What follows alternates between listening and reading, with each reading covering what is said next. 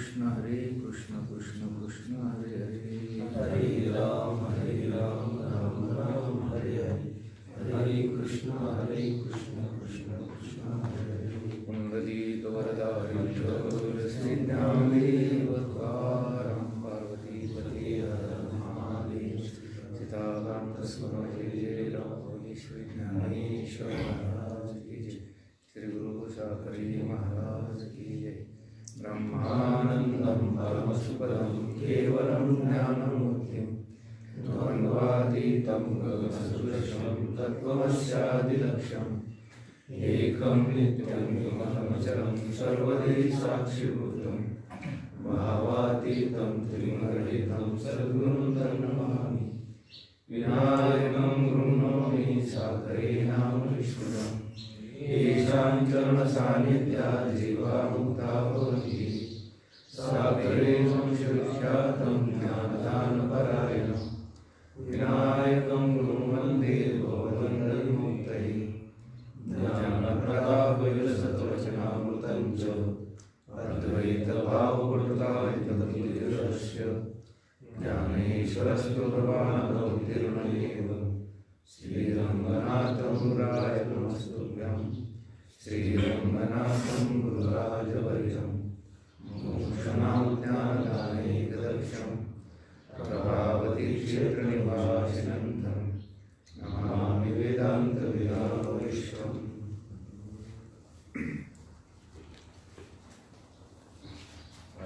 प्रश्न 23वा असा विचार कोणापासून होतो? उत्तर ईश्वर, वेद, गुरु व आपल्या अंतःकरण या चौघांच्या कृपेने हा विचार होतो. आपण काल आत्म अनात्मा यांचा भेद ओळखणे याला काय म्हणायचे? विचार शब्दाचं आपण बरंच असं विश्लेषण केलेलं आहे. चिंतनाचा विषय आत्मा पाहिजे, चिंतनाचा विषय काय पाहिजे की देव पाहिजे, त्याला काय म्हणायचे? विचार. चिंतनाचा विषय असेल तर त्याला विचार म्हणायचं नाही. ठीक आहे, मग पुढचा प्रश्न साहजिकच त्या ठिकाणी निर्माण होतो, असा विचार कोणापासून उत्पन्न होतो, कशामुळे उत्पन्न होतो? त्याचं चिंतन काल आपण बरंच केलं की ईश्वर कृपा, वेदशास्त्र, वेद किंवा शास्त्र ह्यांची कृपा, श्रीगुरूची कृपा आणि अंतःकरणाची कृपा, या चौघापासून काय आहे की त्या ठिकाणी आपल्याला आत्मनात्म विचार काय उत्पन्न होतो. खरं तर कालच आपण बोललो, कृपा दान जे आहे किंवा कृपा जी आहे ही सर्वात काय की श्रेष्ठ आहे. आपण दानाच्या संबंधी थोडा जर विचार केला तर व्यावहारिक काही दानं आहेत आणि व्यावहारिक दानामध्ये एक नियम आहे. कुठला नियम आहे? तुम्ही कितीही कुणाला काही दान केलं तरी जो याचक असतो, घेणारा असतो, त्याची कधी तृप्ती होत नाही. हे बघा, आता हा पुरुषोत्तम मास आहे, त्याला दुसऱ्या भाषेमध्ये काय म्हणतात? अधिक मास. आणि अगदी तिसऱ्या भाषेमध्ये काय म्हणतात? धोंड्याचा महिना. या महिन्यामध्ये काय असतं? आता या महिन्यामध्ये जे नवीन जावई असतात त्या मुलीला आणायचं, जावायला आणायचं, कपडे वगैरे करायचे आणि मग काय करायचं की त्यांना त्या ठिकाणी जेवण खाऊ करून काही थोडंफार काय करायचं? दान करायचं. आता तुकोबराय सुद्धा म्हटलं की सालंकृत कन्यादान आणि पृथ्वीदानाच्या समान. अलंकारासहित जर कन्यादानी लग्न केलं पृथ्वीदानाच्या समान काय लाभतं? पुण्य. ते घेणाराची तृप्ती होते गो. तृप्त झालेलं बघितलं तुम्ही जावाय नाही, तुमचा जावाय सोडून द्या, तुम्ही सुद्धा जावायचा आहात. जावाई हा कधी तृप्त होत नाही. पोस्टाच्या पेटीसारखं त्याचं काय की तोंड असं उघडत असतं.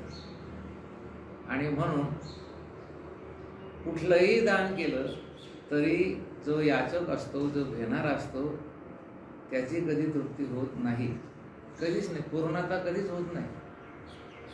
तुम्ही एखाद्यास वस्त्रदान करून बघा, एखाद्यास तुम्ही भूमिदान करून बघा, एखाद्यास तुम्ही पैसा दान करून बघा, कधीच त्या घेणाराची तृप्ती होत नाही.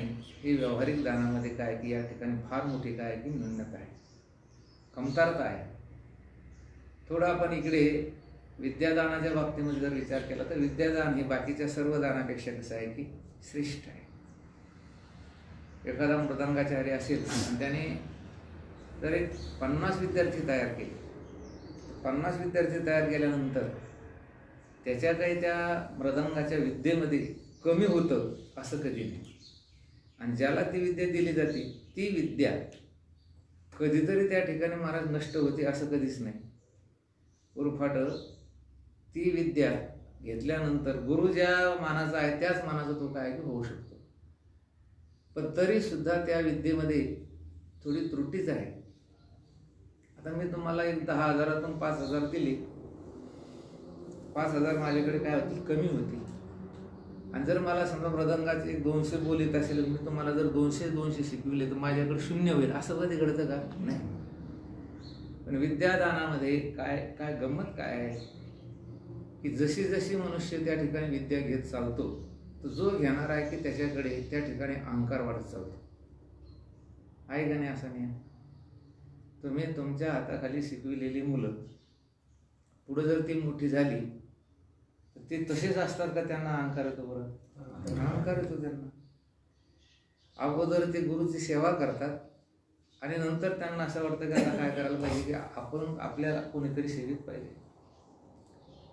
मी नेहमी सांगत असतो की पूर्वी परमार्थातील संपत्ती कोणती होती तर पूर्वी लोक परमार्थामध्ये पदार्पण केल्यानंतर, परमार्थाला आरंभ केल्यानंतर असं एखादं स्थळ शोधायचे किंवा अशी एखादी जागा शोधायचे किमान आपल्याला तिथे 2-3 वर्ष सेवा करण्याला काय की अवसर मिळेल. पहिली परमार्थातली ही खरी काय होती की साधन संपत्ती होती. परमार्थातील पहिलं काय होतं की वैभव होतं. जुन्या काळामध्ये अगदी 30, 35, 40 वर्षाच्या अगोदर की आपण आता समजा परमार्थ करायला लावलो, परमार्थाचा आरंभ केलेला आहे, तर आपल्याला कुठेतरी असं स्थळ मिळेल का? मग ती देवाची म्हणा किंवा संतांची म्हणा किंवा एखाद्या साधूची किंबहुना एखाद्या ग्रंथाची सेवा करायला 1-2-3 वर्ष आपल्याला काही त्या ठिकाणी अवसर मिळेल काय असं स्थळ पूर्वीची लोक काय करायची, शोधायची, पूर्वीची साधक वर्ग. आता तसं नाही. आता परमार्थात प्रवेश केल्यानंतर ते असं स्थळ पाहतात की 1-2 जण आपल्या सेवेत कोणी राहतील. आताचा काय झाला, हा एवढा मोठा काय झाला, फरक झाला. कशासाठी बोलतो आपण की विद्या घेतली, त्या विद्येमुळे नकळत कमी पण अहंकार वाढत राहतो. आता ज्ञानदान श्रेष्ठ आहे. आता आपण हे बघा, हे ज्ञान जीवाचा उद्धार करणारं ज्ञान आहे. अपरोक्ष ज्ञान, परोक्ष ज्ञान अर्थात वेदांत तत्वज्ञान हे जीवाचा उद्धार करणारं काय की ज्ञान आहे. माऊली ज्ञानोबा यांनी सांगितलं, वाचवणे ज्ञाने विने एके आणि उपाय करशी जितुके. पण आता या ज्ञानाच्या बाबतीमध्ये जर श्रवण करणारा अधिकारी असेल तर आणि तरच त्याचा काय होतो, थोडासा उपयोग होतो. काय होतो? उपयोग होतो. कसं आहे, कुठलाही नियम घेतला तर त्या नियमाला काय असतो, अपवाद असतो. कोणताही नियम घ्या तुम्ही, त्या नियमाला अपवाद हा असतोच. किंबहुना अपवादाशिवाय नियम नाही असा जरी नियम केला आपण तरी चालेल. कुठलाही नियम घेतला तरी त्या नियमाला काय की अपवाद आहे. पाऊस हा पावसाळ्यामध्येच पडत असतो, हा काय की नियम आहे. पण अपवादामध्ये उन्हाळ्यात कितीही वेळेस काय पडलेला पाहिजे आपण, पाऊस पडलेला बघितला.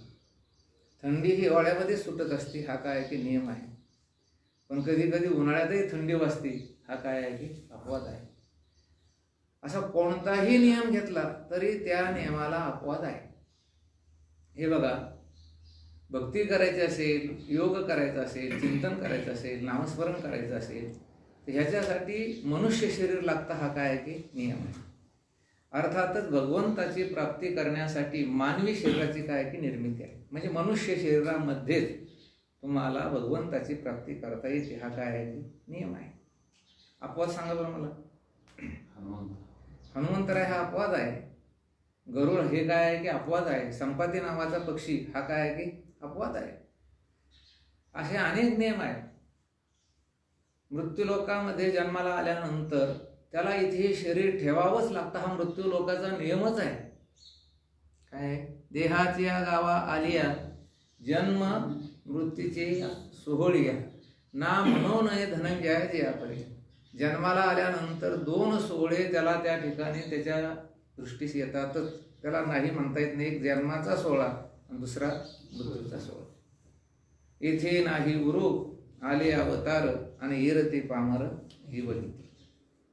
मग इथे जन्म घेतल्यानंतर हे शरीर ठेवावंच लागतं. हा मृत्यू लोकातील काय आहे की नियम आहे. अपवाद जगद्गुरु संत श्रेष्ठ तुकोबर काय की त्याला अपवाद ठरले. तसं वेदांत शास्त्रामध्ये काही नियम आहे. त्या नियमास आतापर्यंत अपवाद नाही. गुरु तेथे ज्ञान ज्ञानी आत्मदर्शन दर्शनी समाधान अथी जैसे. सद्गुरु शिवाय गुरु शिवाय शिष्याचा उद्धार होऊ शकत नाही. हा जो नियम आहे या नियमाला आतापर्यंत काय नाही अपवाद नाही. हा पहिला नियम सांगितला. आणि दुसरा नियम सांगतो. वेदांत शास्त्रामध्ये आधी कार्यालाच या तत्वज्ञानापासून फल मिळतं हा नियम आहे. काय नियम आहे? आधी कार्यानेच जर याचा विचार केला तर त्याला याच्यापासून काय मिळतं की फल मिळते. अपरोक्ष अनुभूती ती हा काय आहे की नियम आहे. याला अपवाद नाही आतापर्यंत. व कोणी उठला आणि एखादा अनधिकार्यानं त्या ठिकाणी वेदांताचं चिंतन केलं आणि लागलीच त्याला अपरोक्ष अनुभूती आली असं कधीच नाही. हा असं घडेल. कसं घडेल? प्रथमतः तो अनधिकारी होता. नंतर त्याने त्या ठिकाणी श्रवण मनन निधिध्यासन केलं. पण शेवटचा टप्पा जो आहे तर अधिकारी असेल तर आणि तरच त्याला त्या ठिकाणी ह्या वेदांताची त्या अपरोक्ष अनुभूती येते. हा काय की नियम आहे. आणि याला आतापर्यंत काय नाही अपवाद नाही. म्हणून ब्रह्मज्ञान श्रवण करायचं असेल तर त्याच्यासाठी कोण लागतोय? अधिकारी लागतोय. खरं तर स्वानंद सुखनिमा श्रीरंगनाथ गुरुजी परभणीकर नेहमी बोलायचे नेहमी सांगायचे काय की वेदांत शास्त्र हे क्षणार्धात जीवाचा उद्धार करणारं काय की शास्त्र आहे. अति वेगवान साधन उद्धारासाठी जर कुठलं असेल कोणतं आहे? वेदांत शास्त्र आहे. आता बाकीची जर तुम्ही साधनं बघितली भक्ती करावी लागेल तुम्हाला, योग करावा लागेल, किंबहुना अंतकरणाची शुद्धता अंतकरणाची स्थिरता त्याच्यासाठी अनेक प्रकारचे निष्काम कर्म निष्काम उपासना करावे लागतात. पण वेदांत शास्त्र श्रवण केल्यानंतर तो देव आहेस तत्वम असी ते ब्रह्म तू आहेस. क्षणार्धात त्याचा काय होतं की त्या ठिकाणी उद्धार होतो. म्हणजे अति वेगवान परमार्थामध्ये उद्धार करणारं साधन जर कोणतं असेल अति सत्वरतेने अतिशय लवकरात लवकर जीवाचा उद्धार करणारं साधन जर कोणतं असेल ते आहे अद्वैत तत्वज्ञान आहे. पण एक नियम आहे. कुठला नियम आहे? ज्या वाहनाला जास्त वेग असतो त्या वाहनाला अपघात होण्याची शक्यता सुद्धा कशी असते? जास्त असते. विमान हे आपल्याला 1-1.5 तासामध्ये औरंगाबादहून दिल्लीला नेऊन पोहोचवतं. असे 48 कितीतरी तास लागते, 24 तास लागते दिल्लीला जायला रेल्वेने. वाहन आपल्याला तिथे लवकर नेऊन पोहोचवतं का नाही? पोहोचवतं. परंतु जसं रेल्वेला ह्या आपल्या एसट्यांना अपघात होण्याची शक्यता कारण थोडा जरी प्रतिबंध आला तर त्या प्रतिबंधाला न झुगारता ते निघून जातात. आता समजा एसटी आहे किंवा रेल्वे आहे. रेल्वेच्या पुढे कधी म्हैस गेली अपघात होईल का? नाही. रेल्वेच्या पुढे एखादा मनुष्य गेला अपघात होईल का? नाही. हे जे विमानं असतात ना तर या विमानाच्या पंख्यामध्ये एक छोटं पाखरू जरी गेलं तरी ते विमान काय होतं? कोसळतं. मला वाटतं या बाकीच्या वाहनात जर त्या ठिकाणी अपघात झाला किंबहुना थोडी वाचण्याची तरी शक्यता आहे किमान, पण विमानातून वाचण्याची शक्यता जवळजवळ नाही. तसं वेदांत तत्वज्ञान हे अनधिकार्यानं श्रवण करू नये. कधी कधी काय होतं माहिती आहे? अपघात होण्याची काय असते? शक्यता, दाट शक्यता. अपघात होत असतो आणि एकदा अपघात झाला ना लवकर वाचण्याची त्याच्यातून काय नाही की शक्यता. हे बघा तुम्ही रामचंद्र प्रभूचं विमान, महादेवाचं विमान कोसळलेलं कधी पाहिलं का? त्याच्यात पेट्रोल संपलं कधीच नाही. कोणत्याच पुराणामध्ये देवादिकांची विमानं कोसळलेली पाहिली नाही. का पाहिली नाही? विमानात बसण्याचा खरा अधिकार देवादिकांनाच आहे. आता मानव निर्मित हे झालं म्हणून याचे काय घडायला लागले? अपघात. तसं वेदांत शास्त्र जे आहे ते वेदांत शास्त्र श्रवण करीत असताना पहिलंच प्रकरण येत असतं आपलं काय? अधिकारी. या वेदांत तत्वज्ञानाचा अधिकारी कोण आहे? मग वेदांत तत्वज्ञानाचा अधिकारी विवेक, वैराग्य, समाधी, षटक आणि मुमुक्षुत्व या 4 साधनांनी जो युक्त तो या वेदांत ग्रंथाचा कोण आहे? अधिकारी आहे. सांगण्याचा हेतू आहे की आपण ज्ञान साधन हे श्रेष्ठ जरी असेल तर श्रवण करण्यासाठी विशिष्ट दर्जाचा काय लागतो? त्याला अधिकार. म्हणून ज्ञानदानामध्ये ही त्रुटी आहे, ही कमतरता आहे की श्रवण करणारा कोण लागतो? अधिकारी लागतो. कृपादानात असं कधीच नाही. कृपादानात समोरचा व्यक्ती अधिकारी आहे का अधिकारी नाही याचा विचार केला जात नाही. ज्याच्यावरती कृपा झाली तो कुठल्याही अधिकाराचा जरी असेल तर त्याचा तत्क्षणी उद्धार होतो.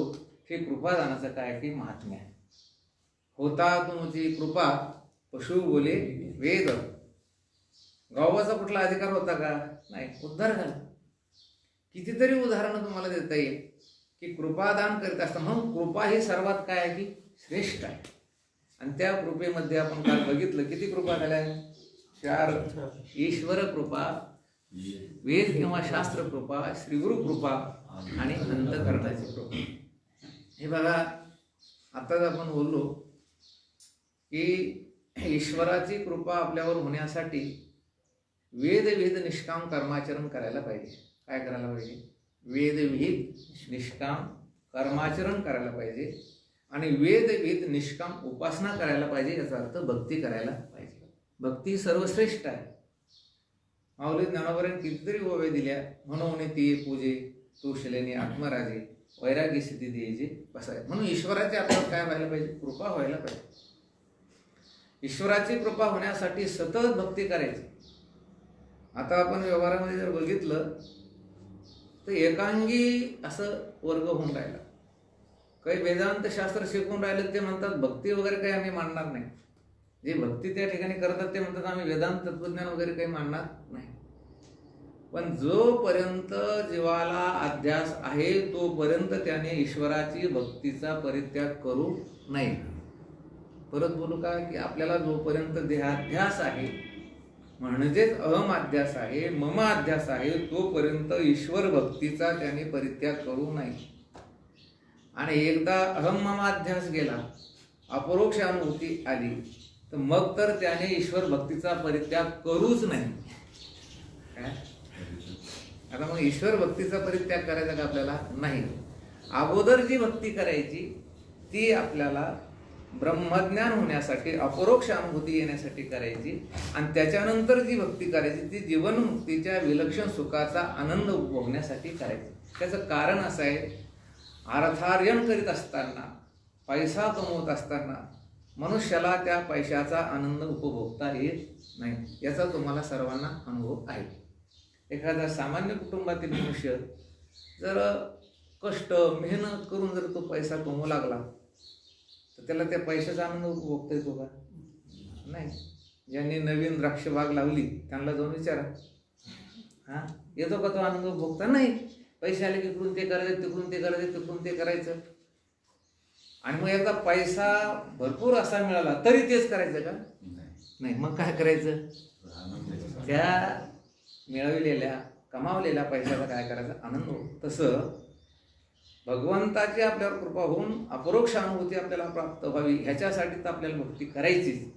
आणि एकदा आपल्याला त्या ठिकाणी महाराज अपरोक्ष अनुभूती प्राप्त झाली मग जीवनमुक्तीच्या विलक्षण सुखाचा आनंद भोगण्यासाठी काय करायची? भक्ती करायची. आणि म्हणून ईश्वर भक्ती केली रे केली, ईश्वराची आपल्यावर कृपा झाली मग ही सगळी साधनं आपल्याला अनायासे अगदी विनासायास आपल्याला ती मिळतात. तुकोबराचे प्रमाण सुद्धा आहे, बहु अवघड आहे संत भेटी आणि परी जगजेठी करुणा केली किंवा कृपा केली. ईश्वर कृपेचं पहिलं लक्षण कोणतं आहे? पहिलं लक्षण कोणतं आहे? श्रोत्रिय ब्रह्मनिष्ठ कृपाळू सद्गुरूची प्राप्ती. खरं तर असं आहे की पूर्वीच्या काळामध्ये संप्रदाय जे होते ते फार थोडे होते. रामानुजाचार्य, मध्वाचार्य, वल्लभाचार्य आणि हे जे महात्मे होते ते सर्वच सर्व भगवत साक्षात्कारी होते. कोणते होते ते? आपण विचारसागरामध्ये त्याचं चिंतन केलेलं आहे. रामानुजाचार्य असतील, मध्वाचार्य असतील, वल्लभाचार्य असतील, हे सर्वचे सर्व जे काही संप्रदायकर्ते होते हे कसे होते? भगवत साक्षात्कारी होते, मोठे होते. आणि त्यांनी वेदांताचं खंडन त्या कारणासाठी तेवढ्या पुरतं त्यांनी केलं. त्याला काही विशिष्ट काय आहे की कारण आहे. पण आताच्या काळामध्ये एवढी संप्रदाय झाली, खरं त्या संप्रदाय नाव द्यायचं नाही, ते असंप्रदायिक प्रमुख झाले. काही लोक म्हणतात बरं का आपल्याला, तो महाराज आपला हा वारकरी संप्रदाय वैदिक संप्रदाय आहे, अनादी आहे. आणि मग या बाकीच्या संप्रदायामध्ये एवढी लोक जातात कसं का? आत्ता एखादा कोणीतरी मनुष्य जन्माला येतो, नोकरी करतो, त्याला कुठेतरी साक्षात्कार होतो आणि तो त्याचा स्वतंत्र संप्रदाय करतो. मग स्वतंत्र संप्रदाय केला त्याच्याकडे लोक कसं काय जातात? सध्या लोकशाही मावली आणि लोकशाहीमध्ये तुम्ही कुठलंही दुकान टाकलं तरी त्याला ग्राहक राहणारच. कोणतंही तुम्ही त्या ठिकाणी दुकान टाका, त्याला ग्राहक मिळणार. आता दृष्टांत सांगून वेळ घ्यायचा नाही. एका हातानं जेवणे म्हणजे उजव्या हातानं जेवणे आणि डाव्या हातानं माश्या मारणे असं पुढ्यावर लिहून त्याने दुकान चालवलं की नाही?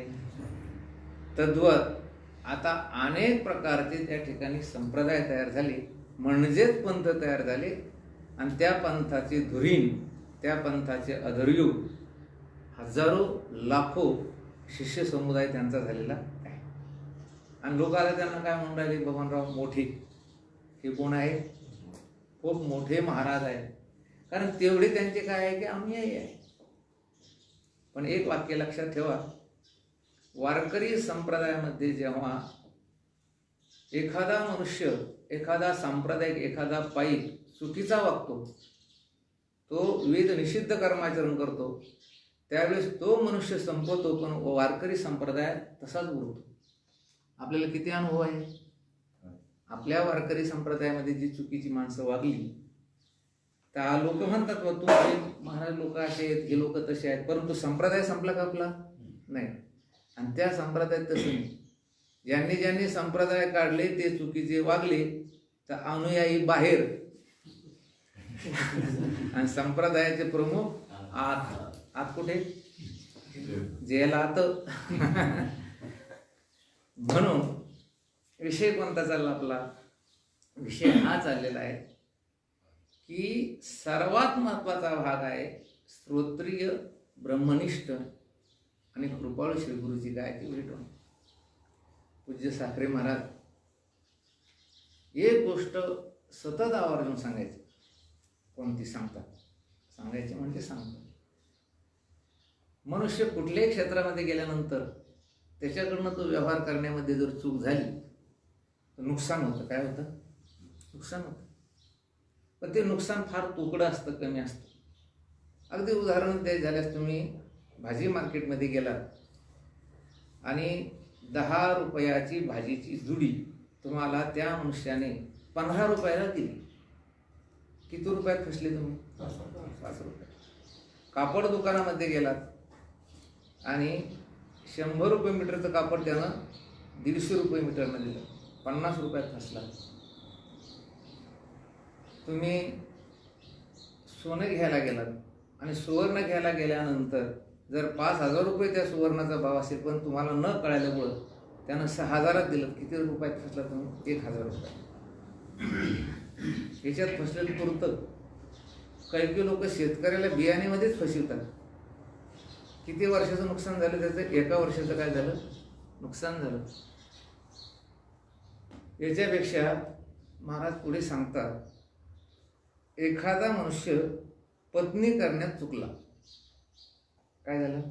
की त्याला अनुकूल अशी पत्नी मिळाली नाही, दोघांचे विरुद्ध स्वभाव मिळाले, दररोज भांडणं होतात. किती जन्माचे नुकसान? एका जन्माचे. पण मनुष्य हा अर्थात साधक हा श्रीगुरु करण्यामध्ये जर चुकला, अनंत कल्पाचं काय होतं? का? एकदा आपल्या बुद्धीमध्ये तसा निश्चय झाला तर तो निश्चय कधीच निघू शकत नाही. म्हणून मनुष्य कोरा पाहिजे. कसा पाहिजे हे बघा. तुमचं जर समजा आम्ही एखाद्या वेळेस पैशाचं हनन केलं तर ती नुकसान तुमची भरून निघेल. तुम्हाला आम्ही त्या ठिकाणी कुठं सांगितलं आणि तुमच्याकडून 1,00,000-2,00,000 रुपये जर तुमच्याकडे आम्ही त्या ठिकाणी फसवून घेतले तर ती चूक तुमची काय आहे की आज नाही कधीतरी ती भरून निघेल. तुमचं एखाद्या वेळेस शेती आम्ही तुम्हाला फसवून घेतली तीही चूक तुमची भरून निघेल. दुसरी शेती तुम्हाला घेता येईल. पण बौद्धिक हनन हे जगात सर्वात मोठं काय की हनन आहे. आणि सर्वात मोठा चोर जर कोणता असेल तर तुमच्या बुद्धीमध्ये चुकीचा निश्चय करून जो देतो तो सर्वात मोठा कोण आहे की चोर आहे किंवा हनन करणारा आहे. म्हणून इथे त्यांनी लिहिलं श्रोत्रिय, ब्रह्मनिष्ठ आणि कृपाळू. श्रोत्रिय शब्दाचा अर्थ काय आहे. आता कसं आहे की आपल्या समोर आता आपण श्रवण केलेले आहात. आपल्या या पेजवर जोडलेली बरीच मंडळी अशी आहेत की ती श्रवण केलेली आहेत. आपण त्याचा नुसता उच्चार केला की पटपट त्यांना काय होते कळतं. पण बरीच मंडळी अशी की ती नवखी सुद्धा आहे.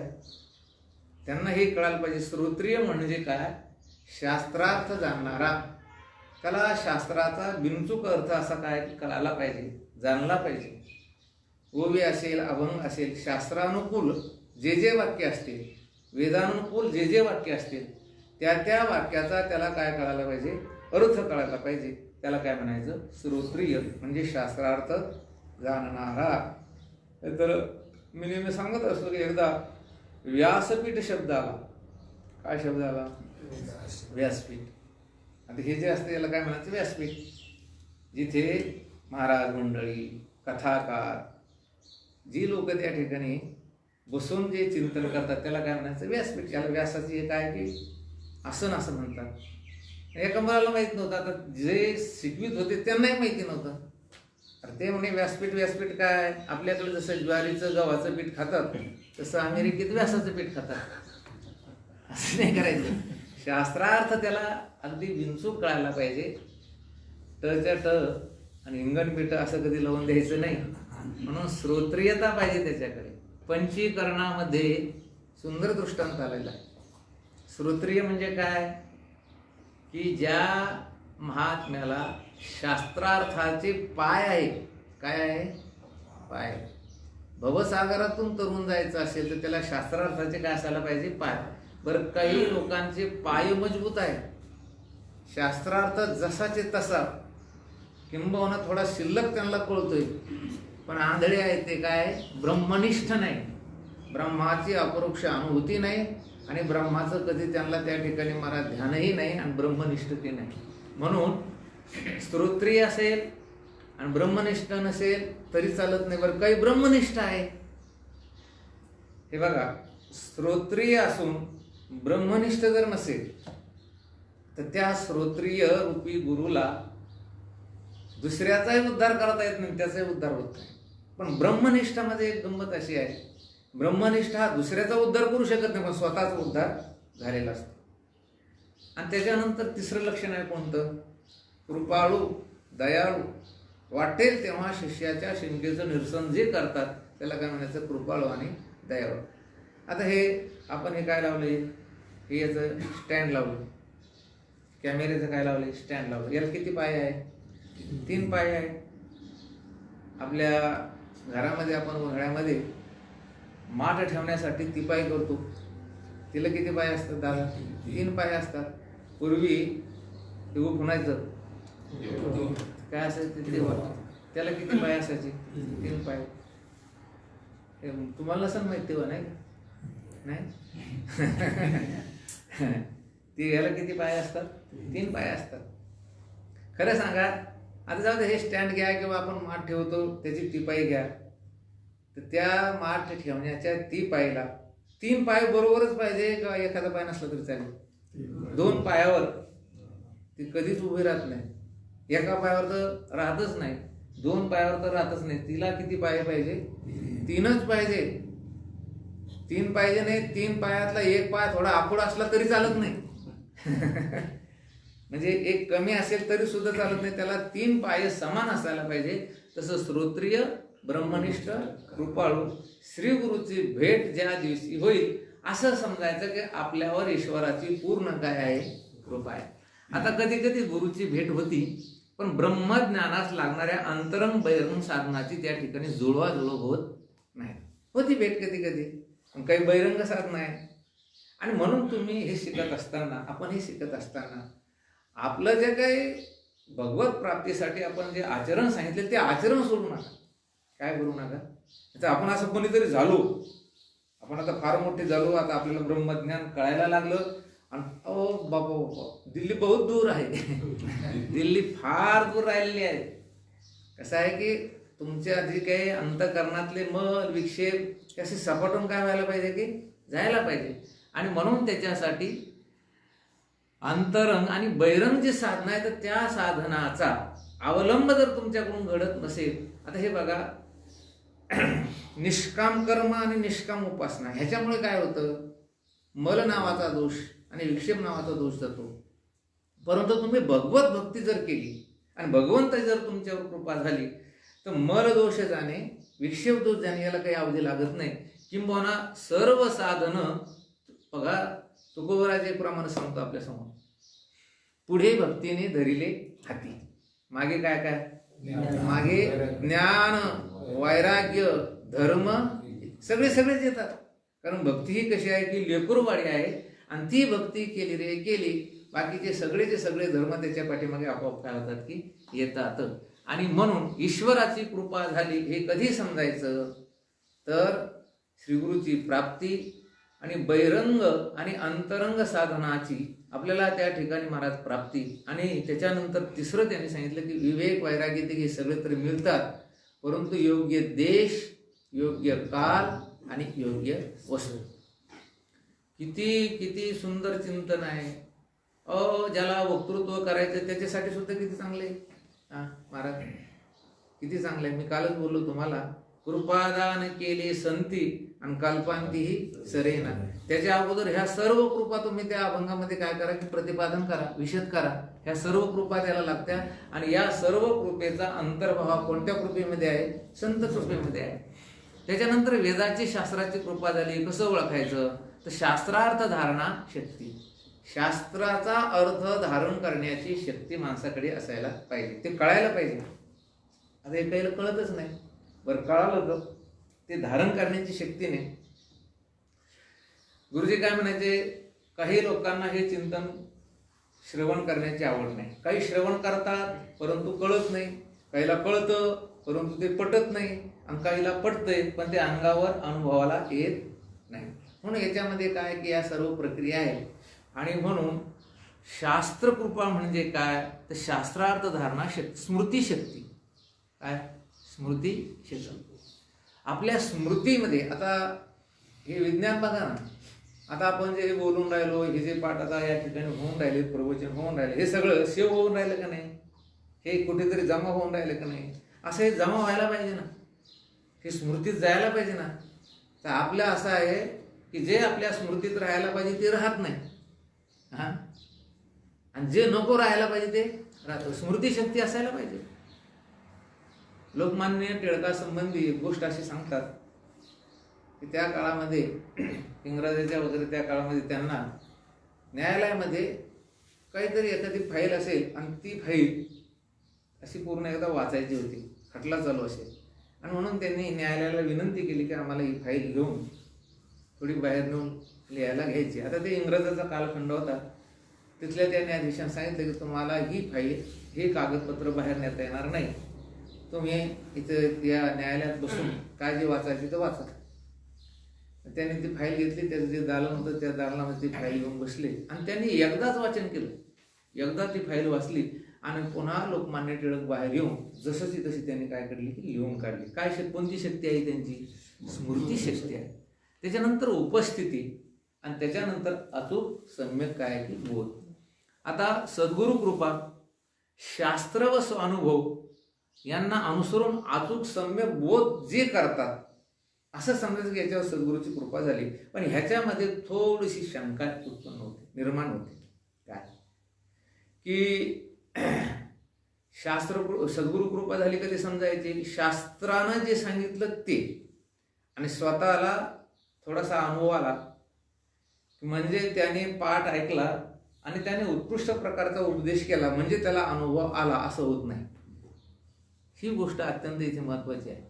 काय इथे काय लिहिलं, आपण काय लिहिलं, काल काय लिहिलं होतं की शास्त्र आणि स्वतःचा अनुभव याला अनुसरून त्याने अचूक सम्यक उपदेश करणे, बोध करणे म्हणजे गुरुकृपा झाली. एवढं जर लक्षण करीत असाल ते लक्षण कमी पडतंय. तुम्ही जर श्रवण केलंय, तुमच्या अंतःकरणात मल विक्षेप तसे असू शकतात आणि तुम्ही एकदम हा उपदेश करू शकतात. त्याच्यासाठी अगोदर ह्या 2 कृपा लागतात. कोणत्या कृपा लागतात? ह्या 2 कृपा. ईश्वर कृपा पाहिजे, शास्त्र कृपा पाहिजे आणि नंतर ही कृपा आहे. नाही तर बुद्धिवान मनुष्य असेल ना त्याला काही लागत नाही. हे श्रवण केलं की अगदी जसंच्या तसं तो काय करू शकतो, बोलू शकतो. पण एवढ्यावरून त्याच्यावर सद्गुरूची कृपा झाली असं म्हणता येत नाही. त्याला त्या आत्मसाक्षात्कार व्हायला पाहिजे, आत्म्याची अपरोक्ष अनुभूती यायला पाहिजे आणि नंतर त्याने उपदेश केला म्हणजे असं समजा की याच्यावर सद्गुरूची काय झाली, कृपा झाली. आता अंतःकरणाची कृपा म्हणजे काय? साधनाचे संपादन करणे. आपण काय लिहिलं? साधनाचं संपादन करायला पाहिजे. साधनाच्या संपादनासाठी जुळवाजुळव करायला पाहिजे. आपण जुळवाजुळव करत नाही, आपण जुळवाजुळव करीत नाही. सकाळीच पाऊस झाला तर पाठाला जावं का नाही जावं, पाठाला जावं का नाही जावं असं काय करतो आपण. त्या ठिकाणी अंतःकरणात द्विधा मनस्थिती होती आणि म्हणून अनुष्ठान करा. पुन्हा तसं अनुष्ठान करायला पाहिजे. काय करायला पाहिजे? अनुष्ठान. खरं तर तुम्ही लोक आता भाग्यवान आहे महाराज, अनुष्ठान करायला तुम्हाला काही त्या ठिकाणी अडचणी नाही. गाड्या घोड्या एवढंच नव्हे तर खायला मुबलक. विनायक महाराजाला विचारा, आम्ही सोडकीवर पायी जायचो तर लाईट नाही, बॅटरी नाही, पाऊस याच्यापेक्षा जास्त, तरीही सुद्धा त्यावेळेस त्या अनुष्ठानाच्या वेळेस काही वाटत नव्हतं. आता सगळं असून लोकांना असं वाटतं महाराज आणि आमच्या अंतःकरणात हात घालावून सगळे दोष काढून एकदम ब्रह्मज्ञान असं होतं. तसं काय करायला पाहिजे? अनुष्ठान करायला पाहिजे. आणि एक गोष्ट अत्यंत महत्वाची आहे, आपण ज्यांच्यावरती आपली निष्ठा आहे, जे आपले सद्गुरू असतील, त्यांनी केलेल्या उपदेशाविषयी तिळमात्र अंतःकरणात शंका असायला नको. हे शंका जर असेल तर तुमचं हे सर्व मागचं जे आहे ना याच्यावर काय फिरतं? पाणी फिरतं. टोटल सर्वचे सर्व. हे शेवटचा टप्पा आहे ना तो. ईश्वर कृपा, शास्त्र कृपा, त्याच्यानंतर सद्गुरू कृपा आणि हे सगळं झाल्यानंतर तुमच्या अंतःकरणामध्ये हे उपदेश करून राहिलं ते खरंच हे सत्य असेल काय अशी शंका आली. म्हणजे हे बघा, शंका कोणती? शंका कोणती की तुम्हाला कळालं नाही हे खरं आहे का ते खरं आहे, त्याच्याविषयी तुम्ही ते विचारणं, ती शंका योग्य आहे. अगदी आता जाऊ द्या, आपण पुढचा विषय असेल तर आताच बोलतो. सतर्क असेल तर चालतो. कोणता? पण कुतर्क असायला नको. श्रुत्यार्थाला अनुकूल असा जो तर्क आहे त्याला सत्तर्क म्हणायचं. वेद शास्त्र आणि त्याला अनुसरून अनुकूल अशी जी त्या ठिकाणी वाक्य आहे त्या वाक्याच्या संबंधी असणारा जो तर्क आहे त्याला कोणता तर्क म्हणायचा? सत्तर्क. आणि मग उगीच जर याला सोडून वेगळा तर्क असेल, आता हे आपल्याला सांगतात म्हणे खरंच वागत असेल का असेल, हा काय आहे? तर्क आहे. एकदा एक बुद्धिवान आंधळा असतो. आंधळी सरासरी बुद्धिवानच असतात. गावातील काही लोकांनी काय केलं की त्याला उचलून फार एक 15-20 किलोमीटर जंगलात घेऊन सोडून. गावात वार्ता झाली ताबडतोब. कोणीतरी बाबा माणसं आली आणि त्याने त्या आंधळ्याला उचललं आणि काही गावातल्या चांडाळ चौकडीने मुद्दाम हेतू पुरस्कार ते केलं. त्याला उचललं, त्या जंगलामध्ये नेऊन सोडलं आणि जंगलामध्ये नेऊन सोडलं. रात्रीला आवाज झोपले. बरी गंमत केली म्हणे आपण आता. आणि सकाळी पुन्हा वार्ता कानावर आली की ते आंधळं गावामध्ये आलं. कुठे आलं ते? गावामध्ये. सकाळी सगळ्यांच्या अगोदर ते गावात दिसलं. जे कुतर्क करणारे होते ते काय म्हणू लागले, आंधळा मनुष्य त्याला पाय बरोबर नाही, त्याला दिसतही नाही, तो गावात येऊ शकत नाही, हा झाला कुतर्क. काय तू येऊ शकत नाही. एक पांडुरंग महाराज बबन दादा उगीच काहीतरी चाटा मारायला लागले नाही महाराज, ते येऊ शकत नाही. काही काय म्हणू लागले, कशाने आला असेल कडे तो, कशाने आला असेल, हा झाला सतर्क. आणि येऊ शकत नाही हा कोणता, आता ते आलं ना गावामध्ये. मग जी सतर्क करणारी मंडळी ती काय विचार करू लागली, हा नेमका आला कसा असेल, यांनी काय योजना केली असेल की ज्या योजनेच्या माध्यमातून हा गावामध्ये आला. हा काय झाला, सतर्क. आणि तो येऊ शकत नाही असा निश्चय जे करणारे असतात त्याला काय म्हणतात, उत्तर. शंका शब्द आता तुम्हाला कळलं नाही, तुम्ही शंका विचारायची नाही, मला विचारायची. पण अंतःकरणामध्ये असा तुमच्या निश्चित झाला की हे फक्त आपल्याला सांगतात, यांच्या जीवनात कुठल्याही प्रकारचं आचरण नाही किंवा त्यांच्यावरच एखादा आक्षेप घेणे, याला काय म्हणायचं की शंका. आणि ही गोष्ट प्रत्येकानं आपल्या जीवनामध्ये सांभाळायची. मी नेहमी सांगत असतो, एखादी मोठी व्यक्ती असेल आणि त्यांचं अनुकरण जर आपल्याला पसंत नसेल तर 2 हात दूर राहायचं. पण हे असे का वागतात असं कधी म्हणायचं नाही, कधीच म्हणायचं नाही. संत संगतीचा करू नये वास, आणि एखादा गुणदोष येईल अंगार, मग तया दोषा नाही परिहार, आणि होय अपहार कधीच नाही. आपल्याला जे शिकविणारे कोणी लोक असू द्या, आपण म्हणजे वेगळ्या वेगळ्या ठिकाणचे असल्यामुळे किंवा आज महाराष्ट्रामध्ये अनेक लोक आहेत की जी मोठी माणसं आहे, समजून सांगणारी माणसं आहेत, की आपल्याला जर त्यांचे काही दोष दिसत असतील, कारण दोष कधी दिसत असतील सांगू का, जिवंत माणसाचे दोष दिसत असतात. ज्ञानोबा ज्यावेळेस महाराज हा जिवंत म्हणजे ते वारले असं म्हणायचं नाही, पण समाधी घेण्याच्या अगोदर ज्यावेळेस ते या व्यवहारामध्ये होते त्यावेळेसच लोकांना त्यांचे काय दिसले, दोष दिसले. तुकोबारायचे काय दिसले. म्हणून शंका घेणं म्हणजे काय, हे असं नाहीच असा त्या ठिकाणी संदेह करणे, याला काय म्हणायचं की शंका. म्हणून अशी जर शंका आपल्याला उपदेशकर्त्यावर जर राहून येत असेल तर असं समजायचं आपल्यावरती अंतःकरणाची कृपा झालेली नाही. साखरे महाराज नेहमी एक दृष्टांत उदाहरण देतात की जगामध्ये आपल्यावर एखाद्या वेळेस देव जर अप्रसन्न असेल, देवाचं अनौचित्य असेल, तरीही त्याला संत आणि श्रीगुरु तारू शकतात. पण श्रीगुरूचं आणि संतांचं जर आपल्यावर अनौचित्य असेल त्याला देव सुद्धा तारू शकत नाही. हे शास्त्र आहे. काय आहे, शास्त्र आहे. ह्याच्यासाठी ते एक उदाहरण देत असतात. जेव्हा त्या महाभारती युद्धामध्ये उद्या सकाळी कर्णाचं आणि अर्जुनाचं काय होणार आहे की युद्ध होणार आहे. श्रीकृष्ण भगवंताला सतत भीती कोणाची वाटत होती बरं, कर्णाची. श्रीकृष्ण भगवंताला एकच वाटायचं की एकदा कर्णाच्या तावडीतनं अर्जुन सुटला आणि कर्ण एकदा मेला की आपल्या अर्जुनाला आता काय नाही की भीती नाही. आणि म्हणून अर्जुनाचं कर्णाचं त्या दिवशी नाही म्हणता काय झालं की युद्ध सुरू झालं आणि रणांगणावर दोघं समोरासमोर आले. आल्यानंतर अर्जुनाच्या बाणाच्या पुढे महादेव सुद्धा त्या ठिकाणी महाराज तग धरू शकत नव्हता. जेने संग्रामी हरू जिंकला निवात कवचाचा ठाऊक केला. अर्जुन साधा नसला, कवाडा तुआ केला गंधर्वासी, एवढा मोठा तो अर्जुन. आणि अर्जुनाने बाण मारल्यानंतर कर्णाचा रथ थोडासा 1 फूटभर पाठीमागे जायचा. काय व्हायचं, असं फूटभर 1.5 फूट, कधी कधी नुसता हलायचा, कधी कधी 10-5 फूट पाठीमागे जायचा. कधी कधी लोक बघा ना तुम्ही कीर्तनात बसले ना, त्यांना जर म्हटलं पुढे पुढे सारखं तर नुसतं चालतात, सरकत नाही, नुसते असे घालतात. आणि माणसाला वाटलं सरकले, वाटलं की सरकले. तसं त्या अर्जुनाचा रथ काय व्हायचा, नुसतं असं, ह्याचा कर्णाचा रथ काय व्हायचा, नुसतं हलायचा, असं पाठीमागे सरकायचा थोडासा. आणि कर्णाने बाण मारला, समजा नाही उलट झालं ते, हा कर्णाने जर बाण मारला तर अर्जुनाचा रथ हा थोडा मागे सरकायचा.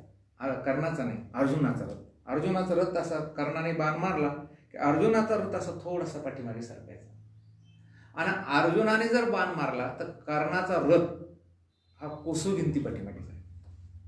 माझ्याकडनं उलट झालं ते, कारण कर्णाच्या बाणाने अर्जुनाचा रथ फक्त एक असा फूट 2 फूट पाठीमागे सरकायचा. आणि अर्जुनाने बाण मारला तर कर्णाचा रथ दिशेन असा व्हायचा आणि परत कर्ण त्या रथाला सावरून अर्जुनासाठी युद्धासमोर हजर व्हायचा.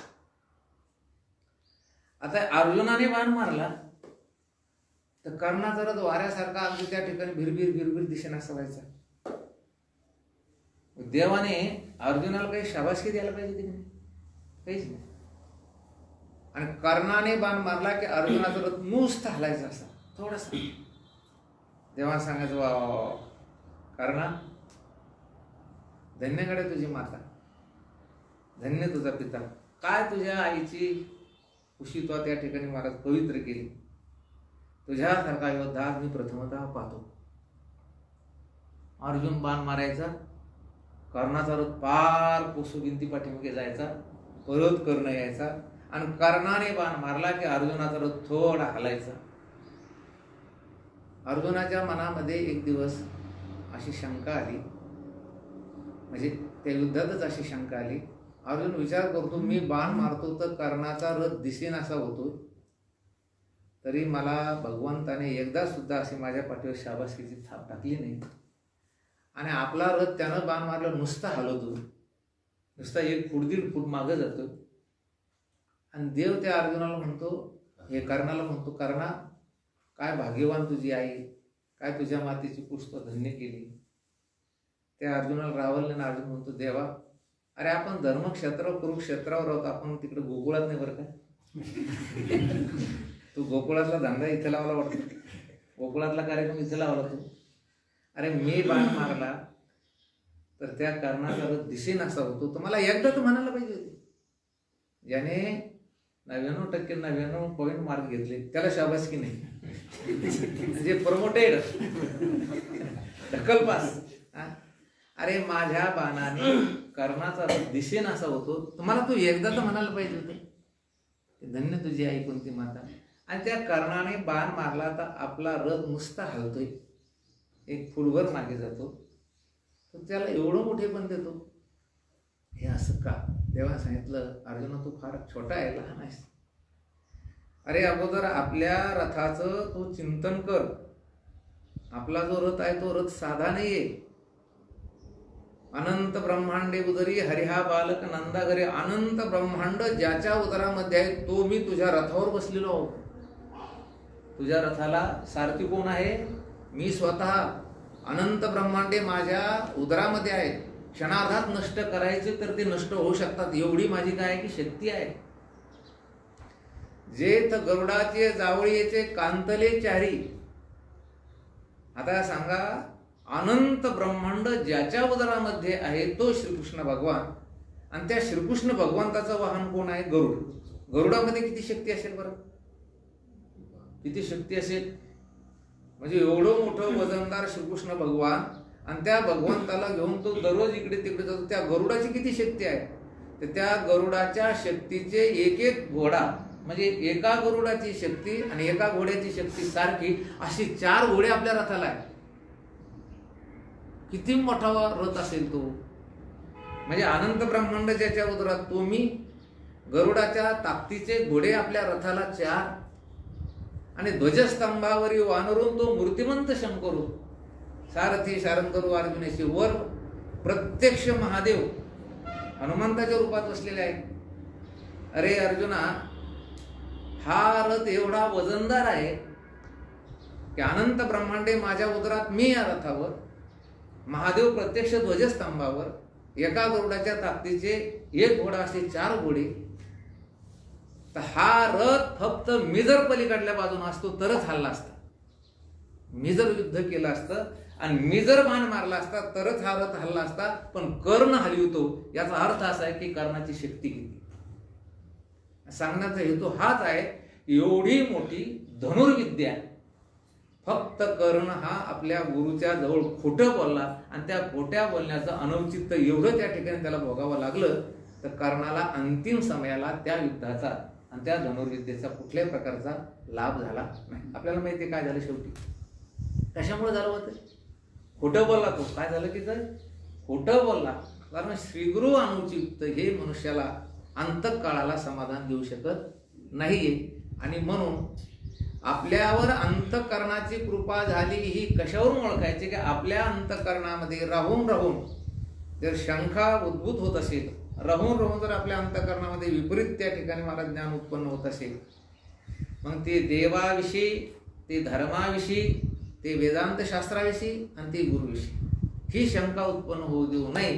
आणि ही जर उत्पन्न होत असेल तर असं समजायचं की आपल्यावर अंतःकरणाची कृपा नाही.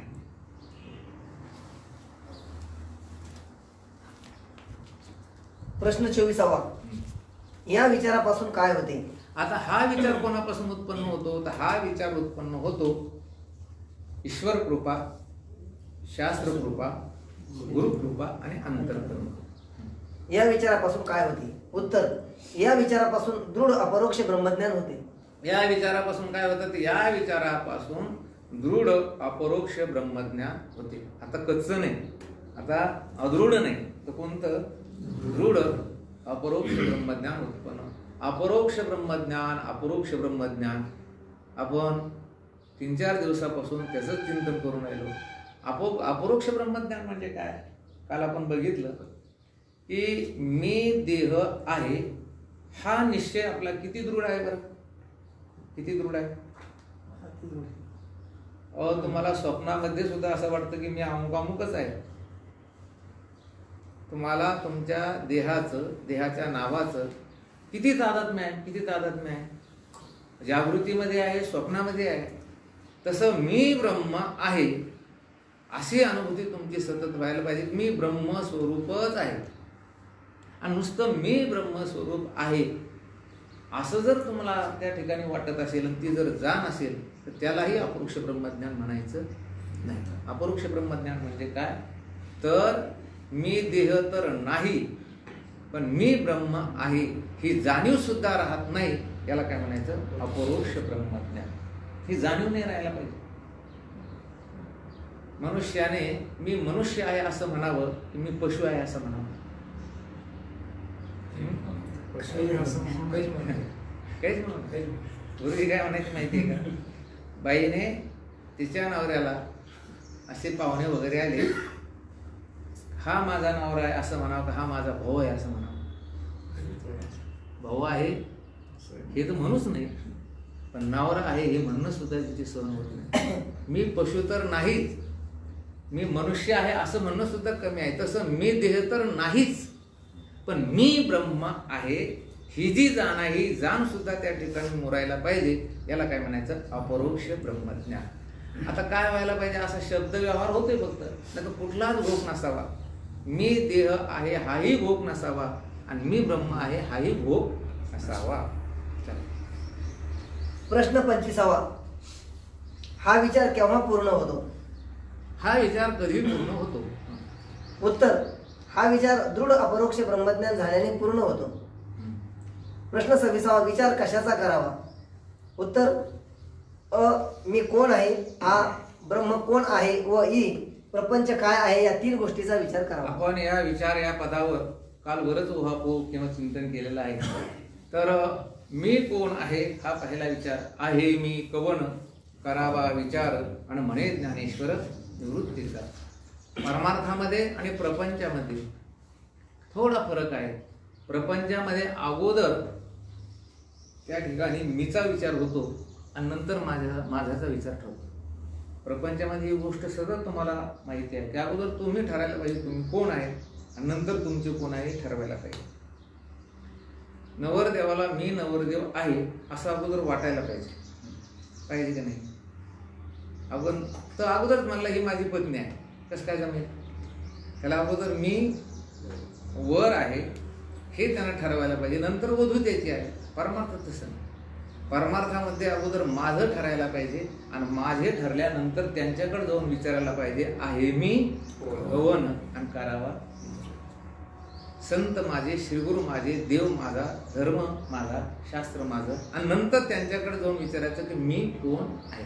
म्हणून मी कोण आहे हा विचार अत्यंत महत्वाचा आहे. मी हे ऐशी काय जाती आणि अवघड किती भार. तसं व्यवहारामध्ये मी जर कळाला नाही तर व्यवहार परिपूर्ण होत नाही, व्यवहार व्यवस्थित होत नाही. तसं परमार्थामध्ये सुद्धा जर मी कळाला नाही तर तर परमार्थ हा काही पूर्णत्वाला जात नाही. एके ठिकाणी दंगल झाली आणि दंगल झाल्यानंतर तिथे हे आरोग्य खात्याचे काही डॉक्टर लोक हे सुद्धा गेले कशासाठी, व जे महाराज यांना लागले त्याच्यावर औषधोपचार करण्यासाठी, आणि ती दंगल आटोक्यात यावी याच्यासाठी पोलीसही तिथे गेले. म्हणजे पोलीस तिथे गेले आणि डॉक्टर तिथे गेले. आता डॉक्टरला वाटलं आपण पोलीस आहोत आणि पोलिसाला वाटलं आपण डॉक्टर आहोत.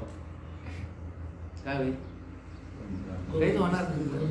दंगल आटोक्यात येणार नाही आणि तिथं ज्यांना मार लागला ते मेल्याशिवाय राहणार नाही. का बरं? ते मी कळालं नाही त्यांना. मग व्यवहारात जर मी एवढं महत्वाचं आहे तर परमार्थात मी काय आहे? महत्वाचं आहे, अत्यंत महत्वाचं आहे. मी कोण आहे, ब्रह्म कोण आहे आणि प्रपंच काय, या 3 गोष्टीचा विचार करावा. प्रश्न 27. या 3 गोष्टीचे साधारण रूप काय आहे? हे बघा, आता इथे आपल्याला प्रथमतः 3 गोष्टीचं साधारण रूप कळून घ्यायचं. मी कोण, ब्रह्म कोण आणि हे जगत काय, या 3 गोष्टीचं साधारण स्वरूप आपल्याला कळायला पाहिजे. उत्तर मी व ब्रह्मचैतन्य आहे आणि प्रपंच जड आहे. हे बघा, याचं साधारण स्वरूप सांगितलं बरं का, विशेष स्वरूप नाही. मी आणि ब्रह्म चैतन्य आहे. चैतन्य आहे म्हणजे काय आहे? चेतन आहे. आणि प्रपंच हा कसा आहे? जड आहे. याला काय म्हणायचं? या विचाराचं हे सामान्य स्वरूप. चैतन्याचं सामान्य स्वरूप काय? तर मी आणि ब्रह्म चैतन्य स्वरूप आहे आणि प्रपंच जड आहे.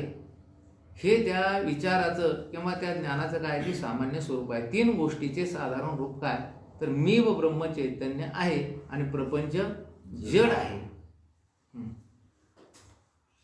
व कसं आहे? मी व ब्रह्मचैतन्य. बरोबर. मी म्हणजे आत्मा, ब्रह्म म्हणजे ब्रह्म. आम्ही दोघं चैतन्य आहोत. मी कुटस्थ चैतन्य आहे आणि ब्रह्म ब्रह्म चैतन्य आहे आणि प्रपंच काय आहे? जड आहे. प्रश्न 28. चैतन्य म्हणजे काय? बस, सोप्या भाषेत त्यांनी आता पुन्हा प्रश्न 28 लिहिला. चैतन्य म्हणजे काय? प्रपंचाचे दृष्टी वाचायची खाली. हा, वाचा. समष्टी, व्यष्टी, स्थूल, सूक्ष्म, कारण देह व त्याची अवस्था आणि धर्म याला प्रपंच म्हणतात. प्रपंच, या प्रपंचामध्ये पंच हा धातू आलेला आहे आणि पंच हा धातू विस्तारवाचक आहे. काय आहे? विस्तारवाचक. प्रपंच शब्दाचा अर्थ काय आहे? की अज्ञान तत्कार्य पंचमहाभूत, तत्कार्य सर्व भौतिक पदार्थ, याला काय म्हणायचं? प्रपंच. इथे लिहिलं त्यांनी समष्टी, व्यष्टी. समष्टी म्हणजे काय? समूहाला काय म्हणायचं? समष्टी. नाम, रूप आणि त्याचं कार्य, याला काय म्हणायचं? समष्टी. हे बघा, आता आपण इथे हे विचारचंद्रोदय दर्शन नावाचा ग्रंथ श्रवण करून राहिलो. कसे करून राहिलो आपण? समष्टी. समष्टी म्हणजे काय? भरपूर. तसं हे संपूर्ण विश्व, याला काय म्हणायचं? समष्टी. आणि तिथे देह, इंद्रिय, 3.5 हाताचा देह, त्याला असणारी इंद्रिय आणि या देहाकडनं होणारी जी कार्य आहेत, ह्या संपूर्ण लिमिटेड पदार्थाला काय म्हणायचं? व्यष्टी. सोप्या भाषेत बोलू का? आपण भंडारा केला आणि भंडारा केल्यानंतर मोठ्या पातेल्यामध्ये वरण केलं. ते वरण कोणतं झालं हो? समष्टी. आणि आपल्या पात्रात द्रोणामध्ये ते येऊन पडलं. आता कोणतं झालं? ते व्यष्टी वरण आणि एक समष्टी वरण. म्हणून समष्टी म्हटलं ते संपूर्ण विश्व धरायचं आणि व्यष्टी म्हटलं की आपण आपले स्वतःपुरतं पिंड आणि ब्रह्मांड. ब्रह्मांड जे आहे त्याला काय म्हणायचं? समष्टी. आणि आपला जो पिंड आहे याला काय म्हणायचं? व्यष्टी. हे बघा, त्यांनी जडवर टिपेन आहेत. हा, प्रपंच जड आहे. प्रपंच म्हणजे काय? आपला विषय कुठला झाला? प्रपंच म्हणजे समष्टी जेवढं असेल त्याला काय म्हणायचं? प्रपंच. व्यष्टी जेवढं जेवढं असेल त्याला काय म्हणायचं प्रपंच. परत स्थूल सूक्ष्म कारण देह, हा 3.5 हाताचा कोणता देह आहे? स्थूल. ह्याच्यात कोणता देह आहे? सूक्ष्म देह. ह्याच्यात कोणता आहे? कारण देह. आणि समष्टीचे 3 देह कोणते आहे? विराट, हिरण्यगर्भ आणि माया. हे ईश्वराचे 3 काय आहे? देह आहे. त्याला काय म्हणायचं? समष्टी. आणि स्थूल सूक्ष्म कारण देह याला काय म्हणायचं? विष्टी. याला काय म्हणायचं आता सोप्या भाषेत? प्रपंच. याला काय म्हणायचं? प्रपंच. असीम विस्तार याचं नाव काय आहे? प्रपंच. की ज्या विस्तारास सीमा नाही, काय नाही, सीमा नाही. किती मोठं आहे जग, किती मोठं आहे जग. आपण मनाने सुद्धा त्याची कल्पना करू शकत नाही, एवढं काय मोठं आहे. याला काय म्हणायचं? प्रपंच. आणि त्या प्रपंचामध्ये 2 विभाग केले, एक वेष्टी प्रपंच आणि समष्टी प्रपंच. म्हणून तर महाराज एके ठिकाणी म्हटले, तुका म्हणे नाही निरसिला देह आणि तो वरी अवघे संसारी. समजा त्याने लग्न केलं नाही, संन्यास वगैरे घेतला, पण देह तादात्म्य जसंचे तसं असेल, तर त्याला काय म्हटले महाराज? हा संसारिक आहे. बरं, संसारिक आहे कुठल्या अर्थानं म्हटले महाराज? हा वेष्टी प्रपंच आहे. कोणता प्रपंच आहे? हा वेष्टी प्रपंच आहे. म्हणून हा प्रपंच कसा आहे? तर जड आहे. कसा आहे? जगातील अशी कोणती वस्तू आहे की ती वस्तू चेतन आहे? नाही. ती कशी आहे? की जड आहे. जड शब्दाच्या अनेक व्याख्या करता येतील, ते पुढे वाचा, व्याख्या आलेल्याच आहे. प्रश्न काय हे जड कशाला, प्रपंच कशाला म्हणायचं? प्रपंच कशाला म्हणायचं? समष्टी म्हणजे हे विश्व, वेष्टी म्हणजे हा देह. समष्टीमध्ये विराट, हिरण्यगर्भ, माया हे ईश्वराचे शरीर. वेष्टीमध्ये स्थूल शरीर, सूक्ष्म शरीर आणि कारण शरीर. त्याच्यानंतर ह्याच्या अवस्था. कोणत्या अवस्था? जागृती अवस्था, स्वप्न अवस्था, सुषुप्ती अवस्था. जगाच्या कोणत्या अवस्था आहे? उत्पत्ती, स्थिती आणि लय. त्याच्यानंतर त्याने सांगितले की त्याच्या अवस्था आणि त्याचे धर्म. स्थूल देहाचा धर्म, सूक्ष्म देहाचा धर्म, कारण देहाचा धर्म. केवळ अज्ञान रूप प्राण हे कारण देहाचा धर्म आहे. सुख दुःखादी भोग हा कोणाचा आहे? की सूक्ष्म देहाचा धर्म आहे. आणि याचे तर अनेक धर्म आहे. समजा हे सगळे धर्म, ह्या सर्व अवस्था, हे सर्व काय आहे? की त्या ठिकाणी प्रपंचात ते मोडतं. म्हणून तुम्हाला सोडून जेवढं जेवढं या विश्वामध्ये असेल याला काय म्हणायचं? प्रपंच. प्रश्न प्रपंच 28 शब्दाचा अर्थ कळाला का? नाही तर लोक काय म्हणतात व्यवहारामध्ये? बाबा बाबा आणि काय प्रापंचिक माणसं, आमचं कुठं रिकामपण आहे. याला प्रपंच म्हणत नाही, विनायक महाराज आता आहे. हे सगळंच प्रपंचच आहे, संसार आहे, संपूर्ण संसार. असे विस्तारास काय म्हटलेलं आहे? की प्रपंच. बस. प्रश्न 28 चैतन्य म्हणजे काय? पण तो प्रपंच कसा आहे? जड आहे. काय आहे तो? कसा आहे तो? जड. जड म्हणजे काय? खाली दिलेलं आहे त्यांनी की जी वस्तू स्वतःची स्वतःला जाणत नाही व दुसऱ्यासही जाणत नाही त्याला काय म्हणायचं? जड. वाचा पुढे. प्रश्न 28 चैतन्य म्हणजे काय? उत्तर अ जे ज्ञानरूप आहे व आ जे सर्व घटाधिक प्रपंचात जाणते व ई ज्याला अन्य मन इंद्रियाधिक कोणी जाणू शकत नाही ते चैतन्य होय.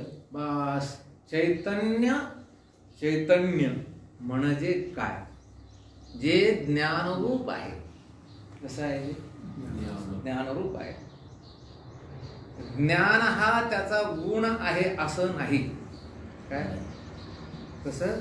ज्ञान हा त्याचा गुण आहे असं नाही. तुम्ही जर असं म्हटले की अग्नी जो आहे तो उष्ण आहे, असं जर म्हटले तुम्ही, अग्नी उष्ण आहे, गुळ गोड आहे. गुळ कसा आहे? गोड आहे. अग्नी कसा आहे? उष्ण आहे. अग्नी उष्ण नाही, उष्ण हे अग्नीचं स्वरूप आहे. गुळ गोड नाही, गोड हे त्याचं काय आहे? की स्वरूप आहे. तसं चैतन्य जे आहे, आत्मा जो आहे, त्याच्या ठिकाणी ज्ञान आहे असं नाही. ज्ञान हे त्याचं काय आहे? स्वरूपच आहे. हे ज्ञान स्वरूपच आहे त्याचं. उगीच लोक ज्ञानोबा यांच्या नावाची वेगळ्या प्रकारे व्याख्या करतात. वेगळ्या प्रकारे व्याख्या करतात असे. काय? ज्ञानाचा ईश्वर, त्याचं नाव काय आहे? की ज्ञानेश्वर. तसं नाही. ते ज्ञान हे ज्याचं ऐश्वर्य, ज्ञान हे ज्याचं काय आहे ऐश्वर, त्याला काय म्हणायचं ज्ञानेश्वर. इथे चैतन्य कशाला म्हणायचं की जे ज्ञान स्वरूप आहे, ज्याचं स्वरूपच ज्ञान आहे. हे बघा, आपल्याला मरावं का वाटत नाही, जगावं का वाटतं. कुणाला विचारा तू मरतो का, काय उत्तर येईल त्याचं? नाही. आपण धडधाकट असल्यामुळे आपल्याला मरावं वाटणार नाही, पण जे मारायला लागली ठेकली त्यांना विचारा, त्यांनाही सुद्धा मरावं वाटत नाही. पण जाऊ द्या, मरावं वाटत नाही हा भाग सोडा, त्याला मर म्हणा. अगा मर हा बोलून असा का मरावं वाटत नाही? आत्मा हा मुळातच मरत नाही. अमरत्व हे त्याचं काय आहे की स्वरूप आहे, आणि म्हणून त्याला मरावं वाटत नाही, त्याला राहावं वाटतं, जगावं वाटतं. तुम्हाला ज्ञानी व्हावं वाटतं का अज्ञानी राहावं वाटतं? का बरं? आपलं स्वरूप कसं आहे? ज्ञान स्वरूप आहे. बरं, अज्ञानाला अज्ञानी म्हणून पाहतो, नाही जमणार. प्रत्येकाला असं वाटतं की मला लोकांनी काय म्हणायला पाहिजे, ज्ञानी पुरुषास मला लोकांनी ज्ञानी म्हणावं असं वाटणं हे सहज आहे. पण जे अज्ञानी आहे त्यांनाही सुद्धा असं वाटतं की मला काय म्हणावं, ज्ञानी. ज्ञानी म्हणावं असं वाटत नाही, मी ज्ञानी आहे असं वाटतं. काय हे ज्ञानाचं काय आहे, तो ज्ञान स्वरूप आहे. आता याच्यावर बरंच चिंतन होईल. आपण जसं घटपटादी पदार्थाला अंतकरण वृत्तीच्या माध्यमातून जाणतो, स्वप्नाला जाणतो का नाही? आपण स्वप्नाला सुद्धा आपण जाणतो. आणि सुषुप्तीमध्ये सुद्धा मी काही जाणत नव्हतो, मी सुखाने झोपलो होतो असं तो तिथे जाणतो. याचा अर्थ तो कसा आहे की ज्ञान स्वरूप आहे. ठीक आहे, तो ज्ञान स्वरूप आहे जे सर्व घटाधिक प्रपंचास जाणते. तो तर ज्ञान स्वरूप आहेस, स्वतः तू ज्ञान स्वरूप आहेस, तुम्ही स्वतः ज्ञान स्वरूप आहेस आहात. पण अखिल विश्व जे आहे त्या विश्वातील प्रत्येक पदार्थाला तुम्ही काय होता जाणता. प्रत्येक पदार्थाला तुम्ही जाणता. हे ज्ञानाचं आणि त्या चैतन्याचं काय आहे ते मोठेपण. म्हणजे तुम्ही स्वतः तर ज्ञान स्वरूप आहे, यात कुठल्याही प्रकारची शंका नाही. पण तुम्ही या संपूर्ण विश्वाला किंवा या संपूर्ण त्रैलोक्याला जाणता. आणि पुन्हा त्यांनी लिहिलं की ज्याला अन्य मन इंद्रियादी कोणी जाणू शकत नाही ते चैतन्य, हे चैतन्याचं सामान्य स्वरूप. त्याला मन इंद्रिय हे कोणी जाणू शकत नाही. हे बघा, विषयाला इंद्रिय जाणतात का इंद्रियाला विषय जाणतात? विषयाला इंद्रिय जाणते नाही का? शब्द स्पर्श रूप रस गंध हे इंद्रियाला जाणतात का इंद्रिय विषयाला जाणतात? स्थूल दृष्टीने बोलायलो आपण तर इंद्रिय विषयाला जाणतात, विषय हे इंद्रियाला जाणत नाही. इंद्रिय बदलतात का विषय बदलतात? बरं, विषय बदलतात. पहिल्याने गाणे आवडत होते, आता कीर्तन आवडायला लागलं, भजन आवडायला लागलं. पहिल्याने सिनेमा बघत होता, आता देवादिकाचे फोटो बघून राहिला. काय बदलले? विषय बदलले, पण इंद्रिय बदलली नाही. पण इंद्रिय सुद्धा बदलली. इंद्रिय हे विषयाला जाणतात पण विषय इंद्रियाला जाणत नाही. बरं, जाऊ द्या. आता इंद्रिय मनाला जाणतात का मन इंद्रियाला जाणतं? मन कोणाला जाणतं? हे इंद्रियाला जाणतं. इंद्रिय मनाला जाणू शकत नाही. बरं, जाऊ द्या. मनाला बुद्धी जाणते का बुद्धी मनाला जाणते? मन हे बुद्धीला जाणू शकत नाही. बुद्धी त्या मनाला काय करू शकते की जाणू शकते. म्हणून बुद्धी श्रेष्ठ आहे. म्हणून इंद्रियापेक्षा विषयापेक्षा मनाहीपेक्षा आणि बुद्धीलाही सुद्धा कुणी ना कुणीतरी अधिष्ठान आहे. म्हणून बुद्धी न जाणे आणि जाणे त्यास. बुद्धीला सुद्धा आपण जाणतो. कसे जाणतो? आतापर्यंत मला काही कळत नव्हतं म्हणतो का नाही आपण?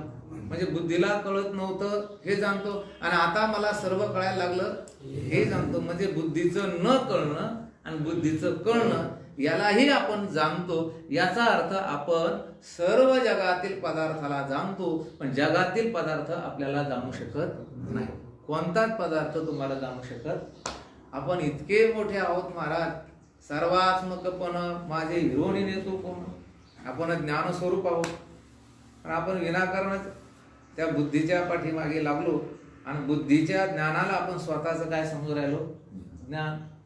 कारण वेद शास्त्र संपन्न हे बुद्धीचं वैभव आणि त्याला आपण काय म्हणायला लागलो? मी. तुमचे MA BEd बुद्धी ते समजायला लागलो मी. म्हणजे बुद्धी आत्मस्वरूपाला जाणू शकत नाही, पण आत्मस्वरूप मात्र बुद्धीला काय होतं की जाणू शकतं. म्हणून इथे त्यांनी चैतन्याचं लक्षण लिहिलंय. चैतन्य म्हणजे काय? जे ज्ञानरूप आहे, जे सर्व घटाधिक प्रपंच असं जाणते आणि ज्याला अन्य मन इंद्रिय कोणी जाणू शकत नाही, त्याला काय म्हणायचं? चैतन्य. मग तुम्ही कोण? इंद्रिय विषय मन बुद्धी नाही. मग कोण? चैतन्य. पण या शरीरात राहता म्हणून तुम्हाला काय म्हटले? कुटस्थ चैतन्य. काय नाव दिले त्याला? कुटस्थ चैतन्य. तुम्ही या सर्वांना वाचून राहता. काय आपल्याला आपण उगीच लोक म्हणतो बाबा चोरा चिरटाचं माणसं पाहिजे समजा. तुम्ही सगळ्या वाचून राहता. मला तुमचं जे अस्तित्व आहे ना, ते अस्तित्व कुणीही हिरून नेत नाही. म्हणून त्याला काय म्हणायचं? चैतन्य.